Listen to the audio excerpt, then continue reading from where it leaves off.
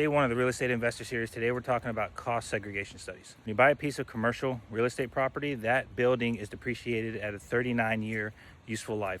For a rental activity, that building is depreciated at a 27.5-year useful life. Obviously that's a long time, so that means that you're getting a small piece of that depreciation every year over that useful life. And what a cost segregation study does is says, the flooring, that shouldn't be depreciated at a 27.5-year useful life. That has a much shorter life, so you should be able to accelerate depreciation for that. And all the electrical equipment, the plumbing, that should be depreciated faster. When you get a study done, they're going to break out each one of those components and assign it an appropriate useful life in order for you to be able to accelerate that depreciation. This is huge because the bigger depreciation expense that you have, the bigger tax loss that you have on your tax return. And this is also whenever bonus depreciation starts coming into play. For this year, bonus depreciation is back at 100%, meaning that you can take 100% of that depreciation in the first year.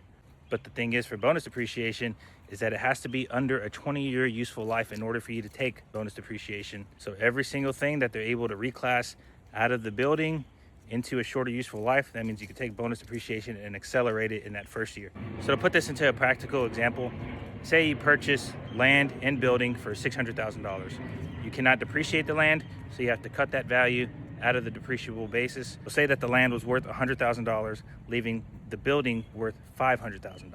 And depending on the building, you can see 20 to 40% of that building's value allocated to a shorter year useful life asset. So for this example, we'll be conservative. Say building's worth $500,000, 20% of that building's value ends up being reclassed to a shorter year useful life asset. So 20% of $500,000 is $100,000. You can then elect bonus depreciation to fully depreciate all that $100,000 in the first year. So for this example, we'll also assume about a 20% tax rate. So from a $100,000 deduction times the 20% tax rate, that's about a $20,000 tax savings. Obviously with the cost segregation study, it costs money. I would expect to spend around $3,000 to $10,000 on a study. So say you spend $5,000 on the study, you save $20,000 in taxes, so your net savings are $15,000.